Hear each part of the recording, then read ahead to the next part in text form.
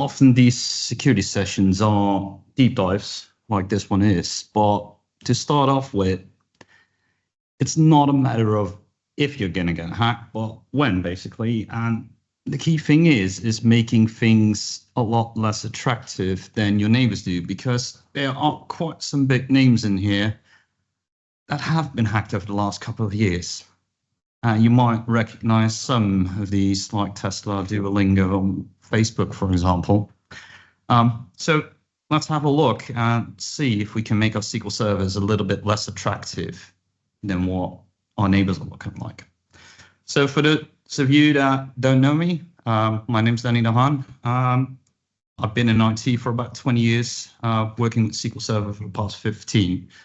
And you might recognize the rooster at the top. Just Google Translate my last name and you'll learn why.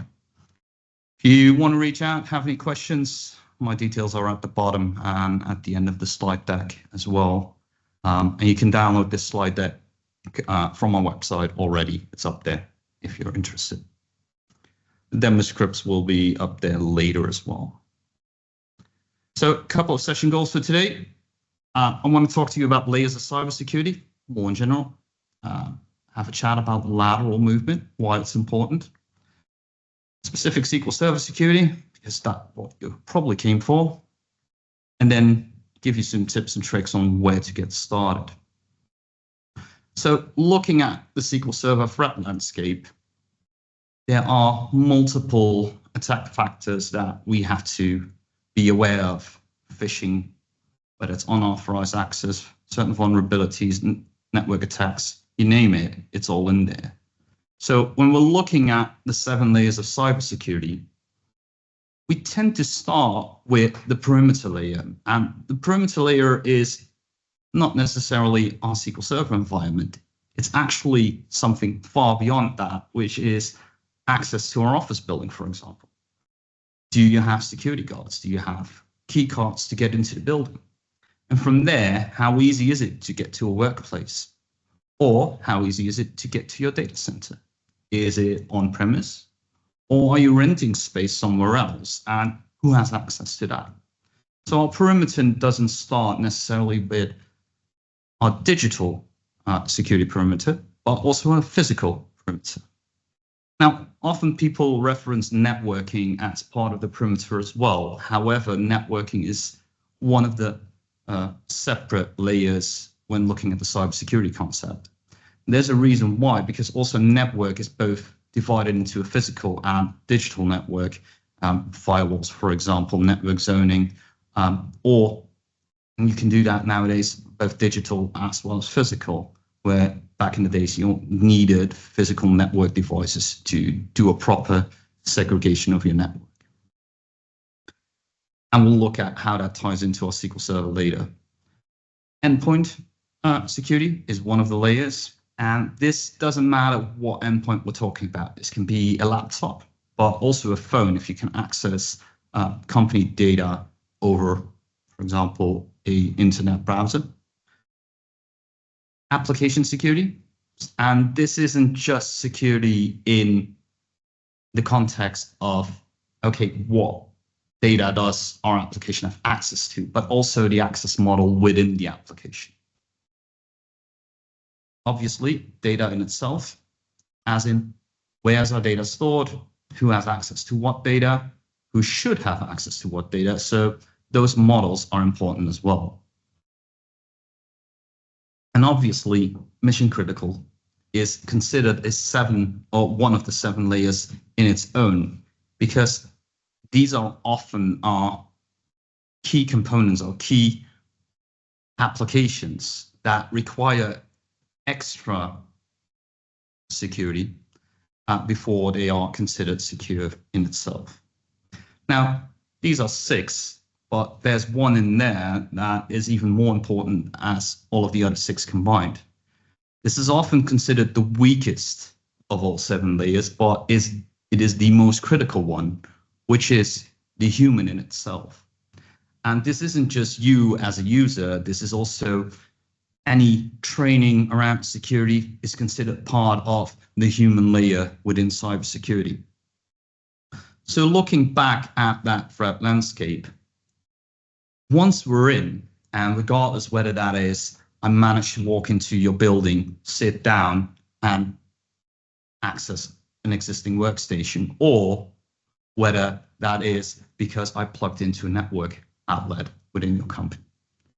Now, these are a couple of terms that are used within the lateral movement of a landscape. Now, for those of you, there are 3 categories in here, and you might recognize some of them.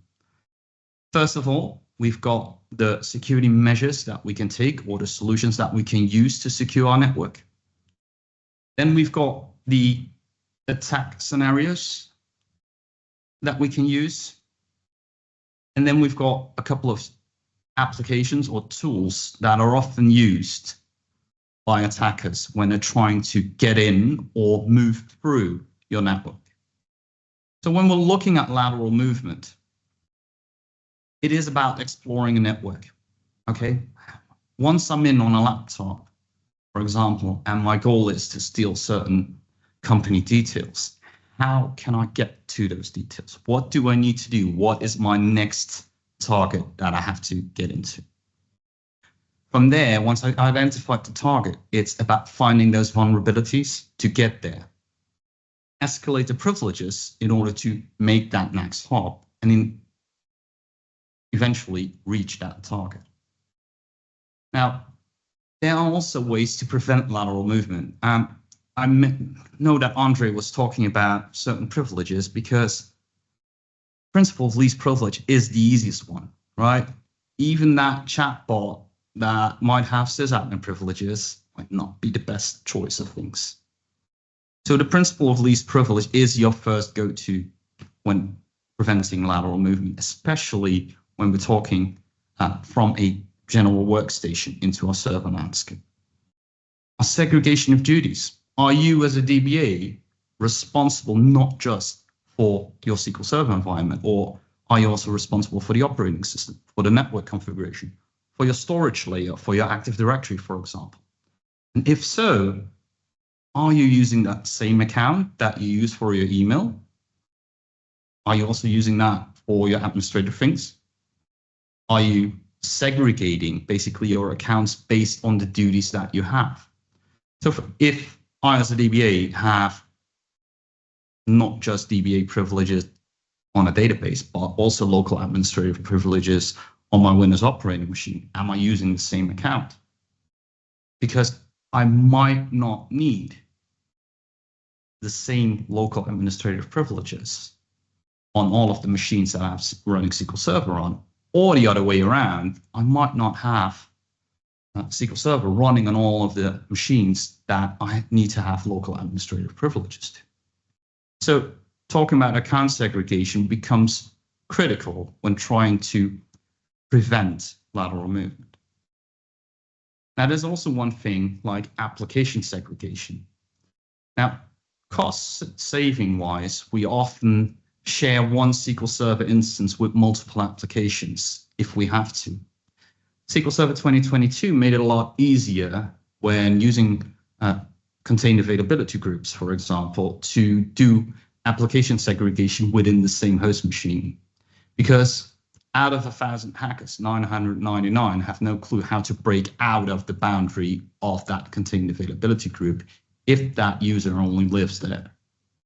So application segregation becomes critical, especially when we're talking about those mission critical systems. We want to segregate those applications off to a different machine. So how can we actually identify SQL Server? So we managed to get into the network, and we now need to identify SQL servers because we don't want to extract the data, and we can't do that through the application.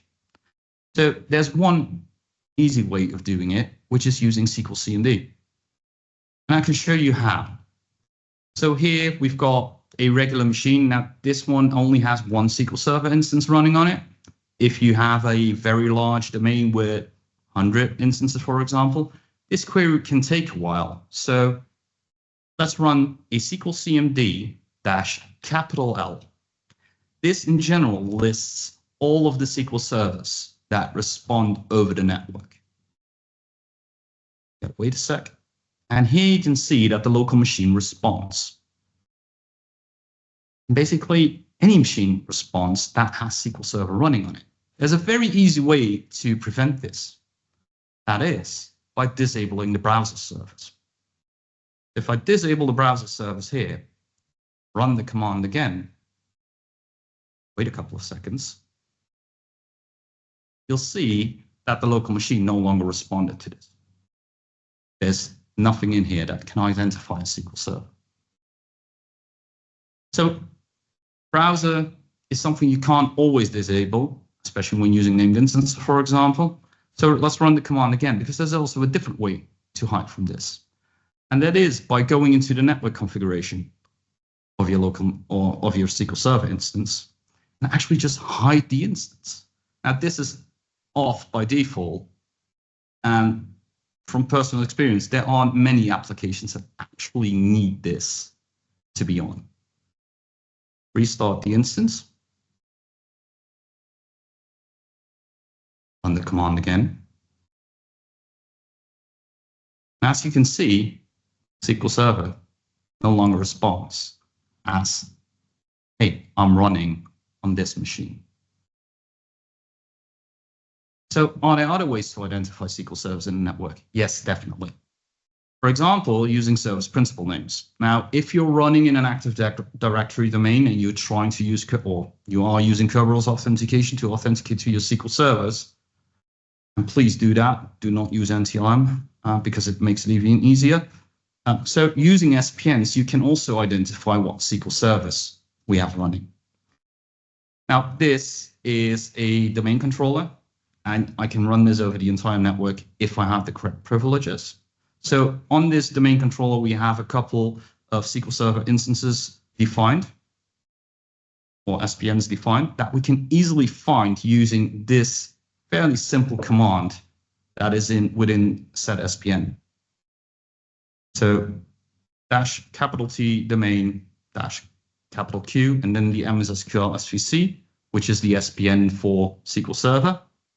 And this will return all of the SPNs that are defined within the Active Directory domain. And it makes it even easier because it also shows what service account is being used. And that makes it even an easier target to get those credentials of those service accounts as well. Now, should you not use SPNs? Yes, definitely you should, because you can actually disable people running set SPN commands from a specific account within AD. Now, service accounts often needed, especially SQL Server, but you can basically disable within AD, within a group policy, that someone can run the command, but they will no longer get any output of it.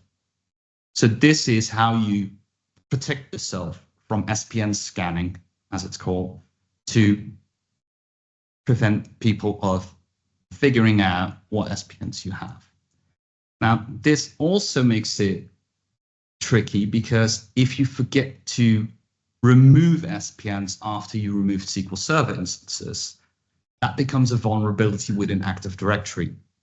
Not necessarily for your SQL Server host, but within your AD environment, it can be tricky. And those SPNs that still exist can be used to attack AD in general and privilege escalate through that, because a hacker might create a SQL Server instance of his own and look for that SPN.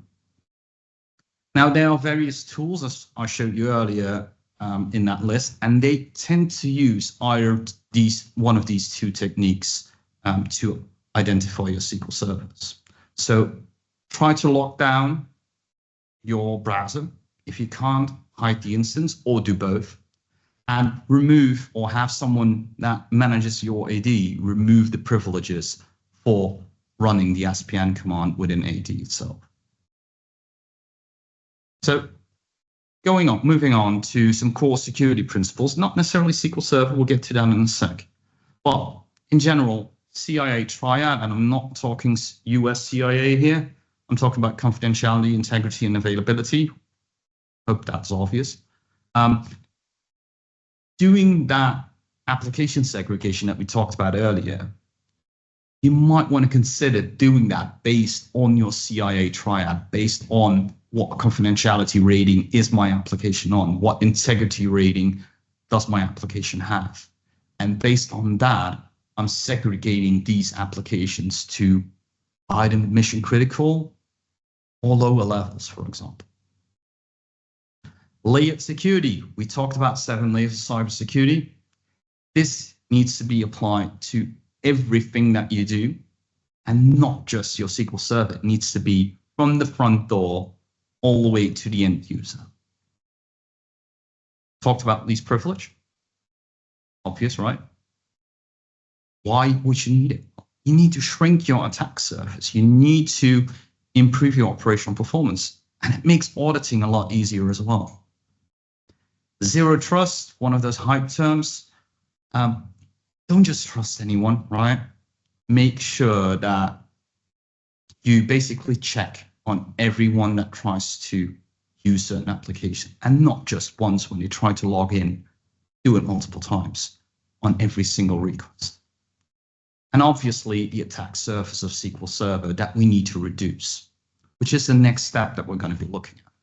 So reducing that attack surface is going to become critical. We need to disable unused features.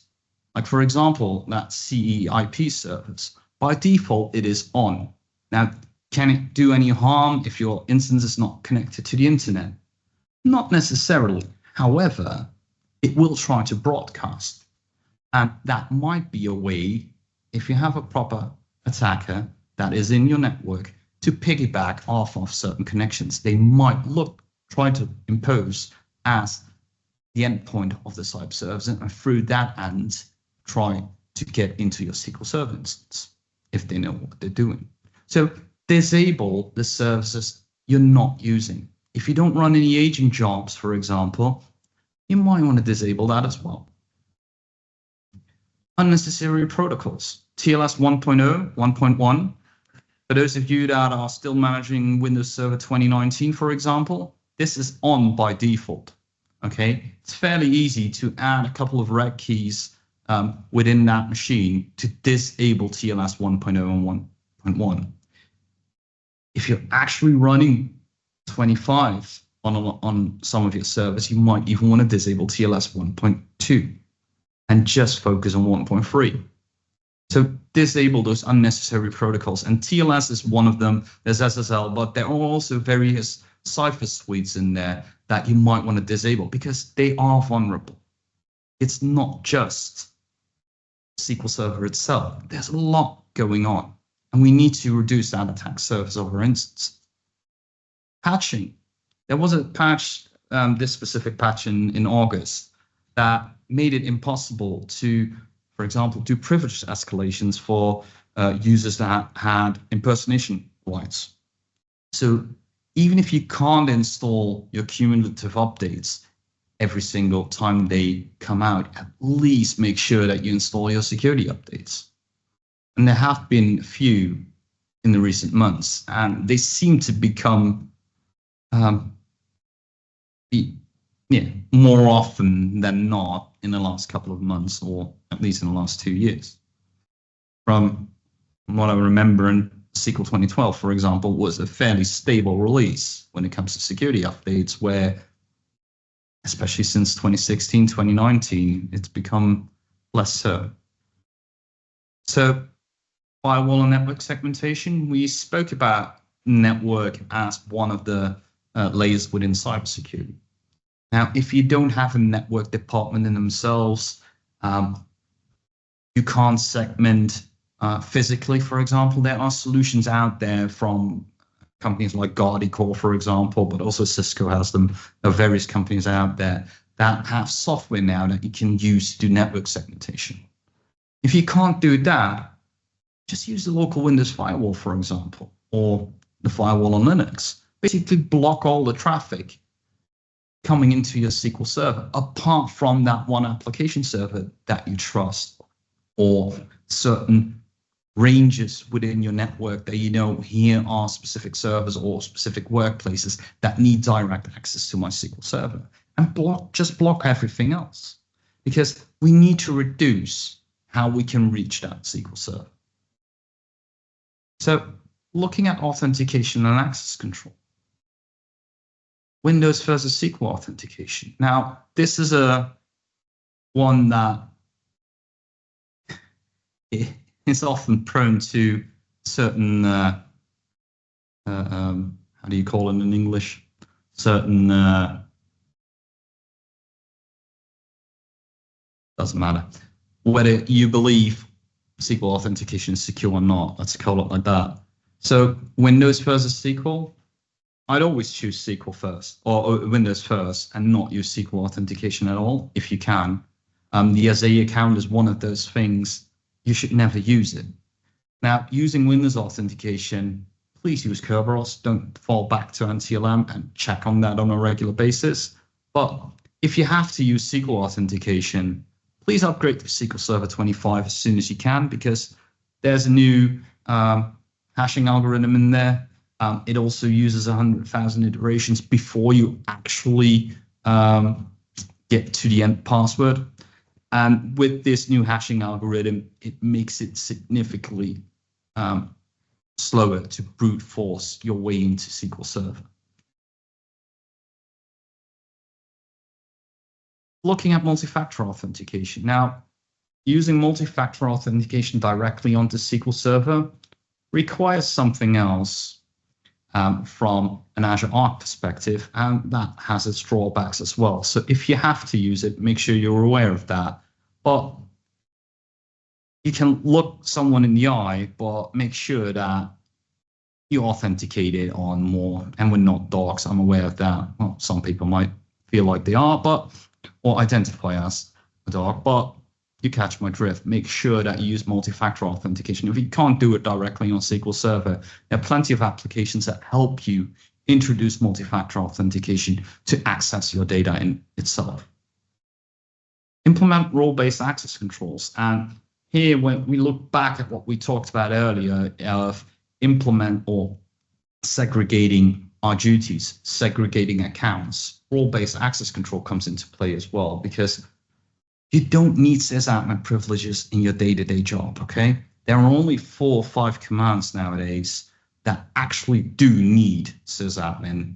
DBC is one of them, obviously, but there are, in your day-to-day job, a lot of things that you don't need sysadmin for. And you can actually use control server, for example, give some denies to that, and use that as your default DBA role instead of sysadmin. But please make sure that you have a proper break glass procedure in place that you can use in order to still get that sysadmin access. Also, shared accounts. We've all seen it happen.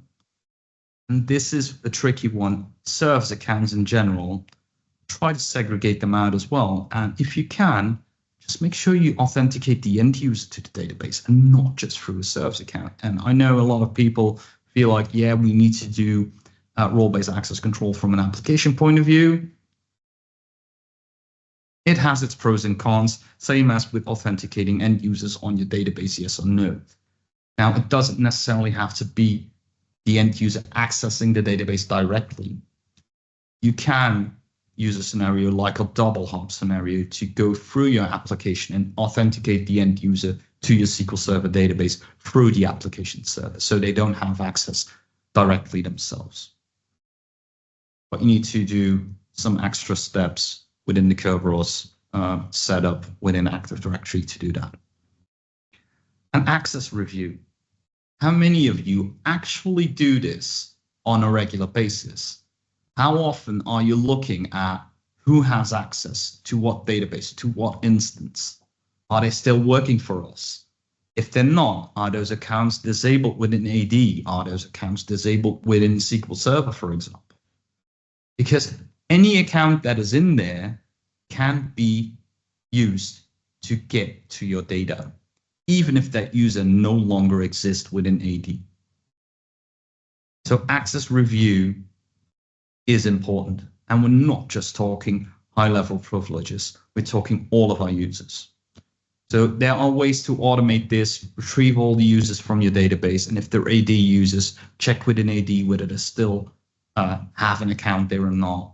Remove them from your SQL Server environment. And start a leave or mover processes when someone leaves the company or moves into a different role within your company. Make sure that you check on that on a regular basis as well, whether they are still active. Becomes dark in here. Thank you, Will. Do that there as well. So looking at encryption and data protection, we already spoke about in-transit data using TLS for that.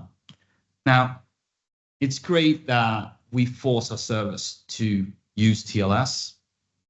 And if you have the proper group policies, you can actually enforce it from the application server into your SQL Server. But we can also enforce it from a SQL Server perspective by going into those network settings and using that force encryption option that is part of our protocol settings. Now, would I advise you to just enable this? Hell no, please don't, because you need to set up certificates as well in order for not to get certificate errors. And there's a lot more steps to it than just enabling this force encryption option. But if you have the opportunity, to use certificates within your environment, please use force encryption. So you're forcing every single incoming connection to use that TLS. Looking at data at rest, transparent data encryption. Now, yes, it can be circumvented in certain ways. However, setting it up is easy, and there aren't many hackers around that have the knowledge of SQL Server like we do. So setting up TDE is fairly simple, and I'll show you how to do it really fast. We've just need to create a master key, and please, that is not a strong password, even though it says so. Create a certificate, and yes, you can use a CA signed certificate for this. Use a database.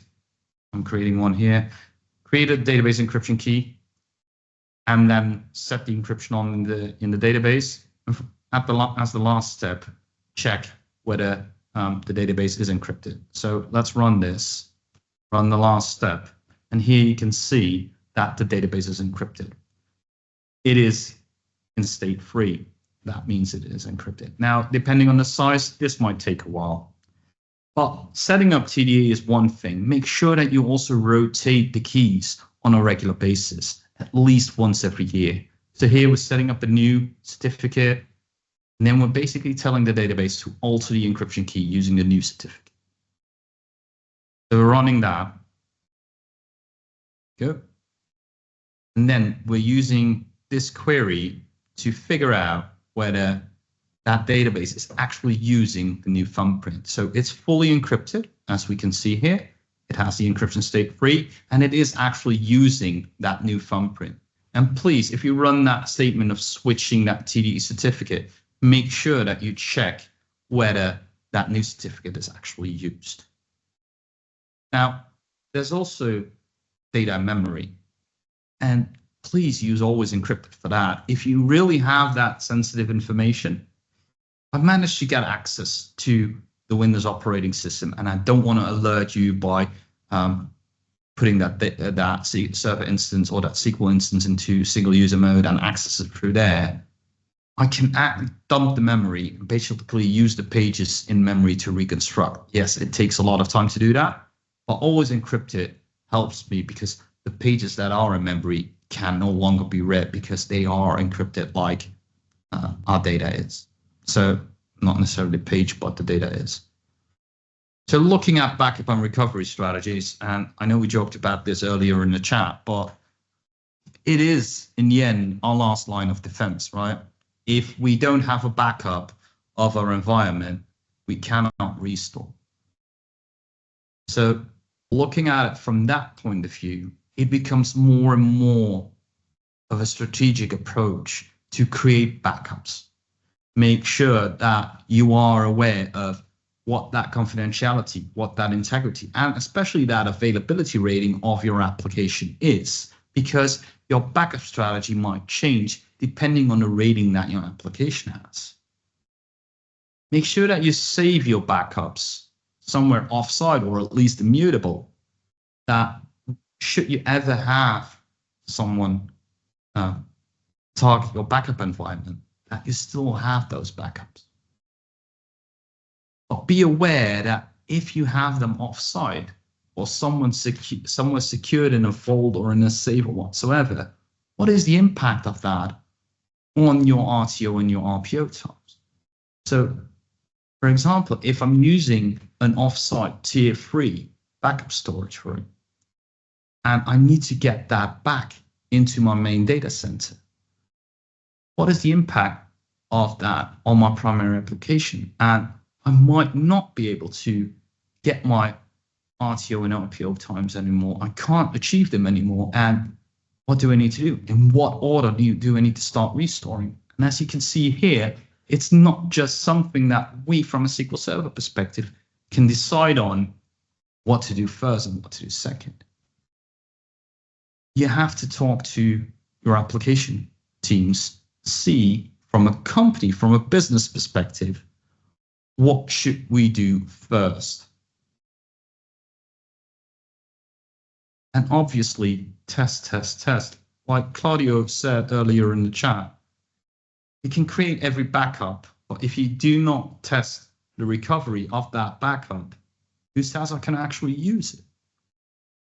And this might seem obvious to us from the data platform perspective, but if I have different retention policies for an application that relies on a file share, for example, and we only back up that file share with a retention period of 90 days, or we only back up it every 90 days because of the size of that file share location. Who says that when we have a retention policy on our SQL Server environments of 60 days, that we can still get back to that same point in time our application needs?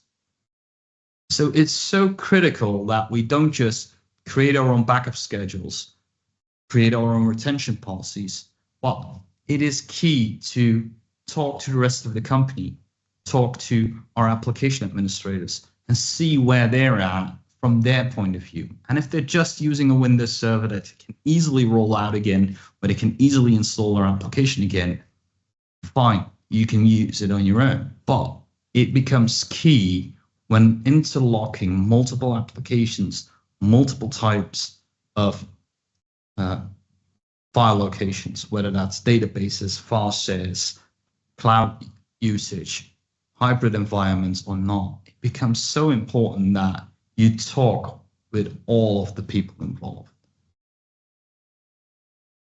So once we've got all of that in place, it's great, but you need to monitor what's going on, because yeah, we can restore if something happens to our data. If our data gets lost, we can get it back. But how do we actually detect that something is happening? Do we detect it the moment the message pops up that we have some ransomware in our system? We need to be looking at what is actually happening. So monitoring is one of the key components, and from a SQL Server perspective, that is using auditing and extended events for that. Now, I'll share the scripts in the next demo on the website as well, but it's not hard to set up SQL Server auditing. But you have to know what database you're using and what things to look at. Where is my sensitive data? So doing things like data identification and where does my sensitive data reside, in what database, in what table, in what column, becomes imperative to do this right. So let's create a demo database that we can do our auditing with. And this creates a demo database, creates a couple of tables, insert some records in there. So here we can see two sensitive tables with a couple of records. And then we're creating a SQL Server audit. Now, this isn't hard. I'm writing it to the file path, which is the local disk. Please don't do that. I'll tell you why in a sec. Once the demo finishes, create a server audit specification. potentially do a database audit specification as well, especially on those sensitive tables. Now, in this case, we want to see everything on a couple of sensitive tables that we have defined here. So let's run this.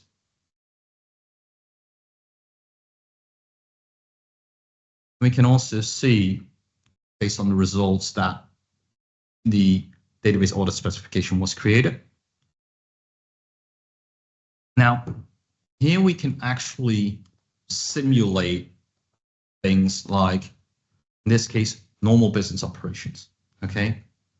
Normal select statements that we know. Look at potential suspicious activity. For example, select star statements.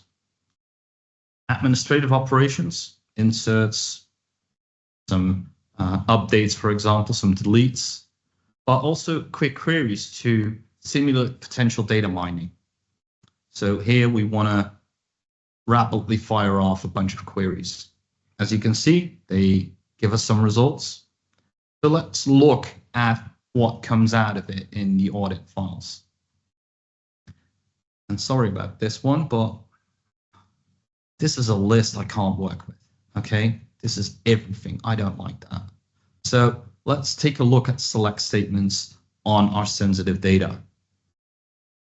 Now, this is where there's some issues with the log files. So there are some update and delete statements in here. Please forget them, that you saw them. Let's take a look at whether we can find whether there's any suspicious activity. And yes, you can use these queries freely once they're up there to test them out yourself. So let's take a look at these results. Because here we can quantify how many selects have happened on all of our tables, how many deletes, how many inserts, how many updates, and what do we consider from a query count perspective as a high risk and medium risk. And you can do this yourself. You can change this up. And this basically, from an auditor's perspective, this is what they want to see. How many times has data been accessed? When looking at GDPR, who has access to what? Who actually has accessed what data? And as you can see at the bottom, what updates, deletes, and inserts have happened on our sensitive tables? And what were the statements? Who were they run by? So these scripts are going to be up soon, and use them freely to test out yourself, or use them within your own environments. Don't start using them on production, please, without testing them first. Well, I guess that's obvious. So next steps on monitoring and incident response. I mean, monitoring is good, but we need alerting for suspicious behavior. So tying these audit files and tying this auditing mechanism into a SIEM application, for example, becomes trivial in order for us to get certain alerts out of it. And this is where it comes in. I wrote the audit logs to the local C drive. Please don't do that, because I can easily delete them if I manage to get access to the operating system without having to have access to SQL Server. So write them to a location that basically is not accessible from the network apart from that one SQL Server. Make sure that it's just that one server's account that SQL Server is running under that has the access to that location that you can write it to. And then read from a SIEM application what the actual alerts are doing, or what the audit files are doing, and create your alerts on that.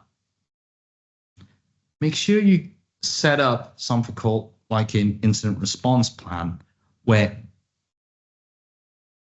you know what to do when certain suspicious activities occur within your network. So make sure that you don't just alert for it. Make sure that you also know what to do in what case. Now, we might come up with something that feels like, okay, when X, Y, and Z happens on our SQL Server, we need to do these next steps. But your security department or your network department might want to isolate that attack from a network's perspective. They might want to be sure that we know where within the network that user is operating from, so that we can not just protect our SQL Server environments, but also protect other assets within our network. And the same with our backup strategy.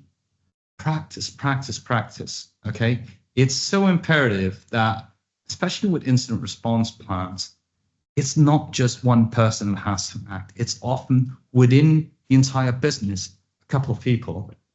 We don't move enough in this room, apparently. That we need to practice on what next steps to take, who to call in the middle of the night when we see something happening. And this is when we're talking about certifications, ISO certifications, where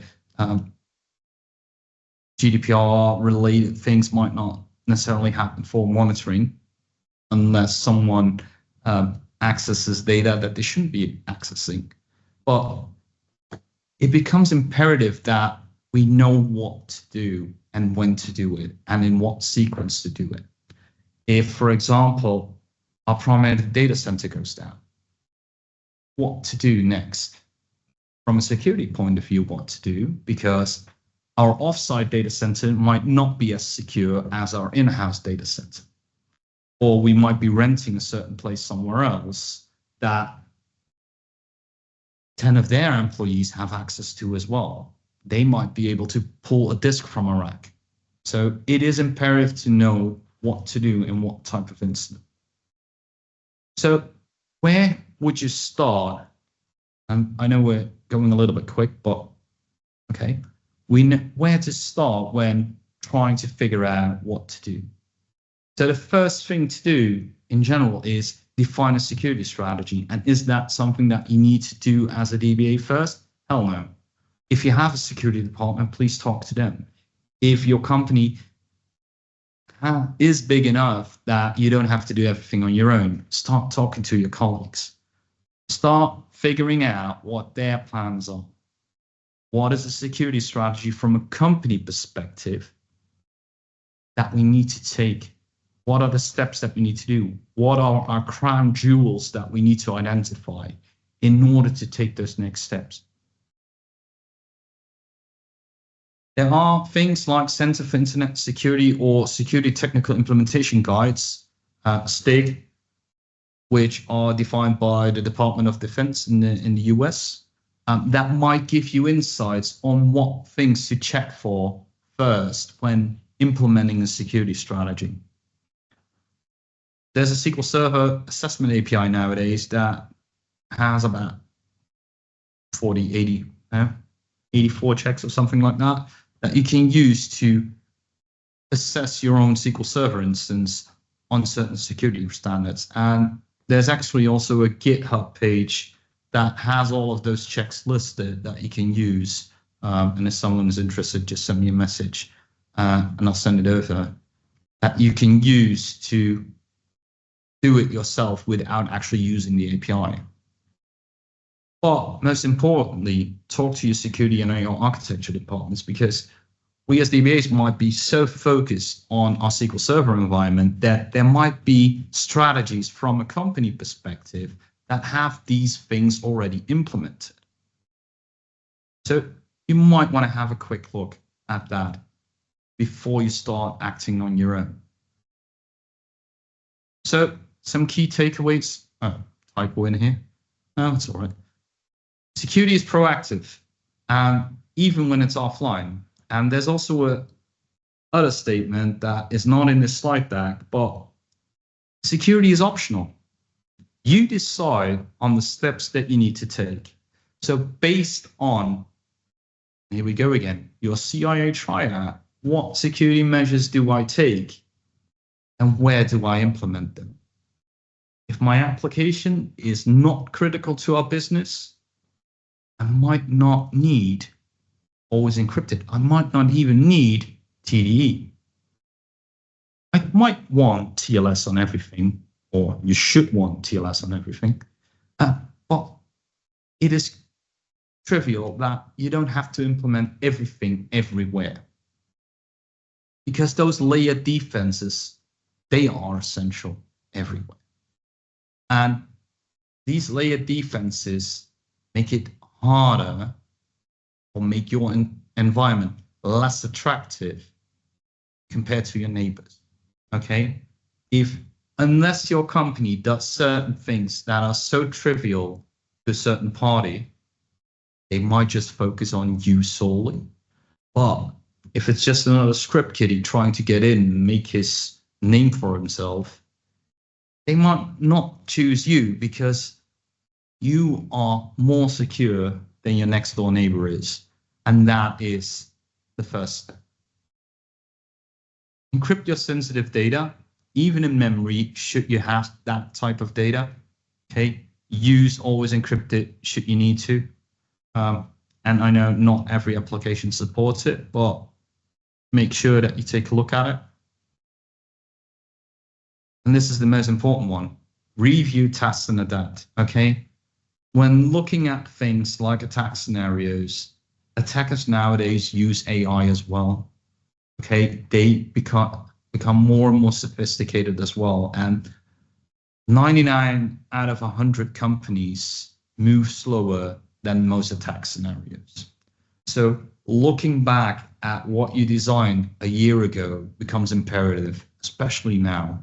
I mean, we've seen AI today a couple of times, and it evolves fast. So that means from a security point of view, we need to evolve as well. We need to review what we designed, we need to test things, and we need to adapt to get to the next level and to prevent of us becoming that news headline next week. So I know I'm a bit short on time, but short on presentation time. Feedback is appreciated for this session. This has evolved a bit, so any feedback is welcome. The last time I did this session was in 2024. So any feedback is appreciated. Anything you want to see as well, or either use the QR code or please use the QR code. If not, you can also message me on LinkedIn, send me an email, whatsoever. I want to thank you all for your time, for your patience and your attention in this session, but throughout the entire day. I know that a couple of you have been around the entire day as well. Thank you for that. Even though I work for Redgate, thank you, Redgate. Thank you, William. Thank you, Ben, for organizing today. We hope to see you all again soon. I'll put back the QR code for those that are interested in that one or that need it. Are there any questions, William? No, you all fell asleep. Awesome. I'll leave this up for a little bit, unless someone comes up with any questions. I'll answer them in the chat or whatsoever, or just send me an email, like I said, or hit me up on LinkedIn if you need anything. I'll leave this up for a bit so you can all use it, and have a good night. I'll see you guys soon.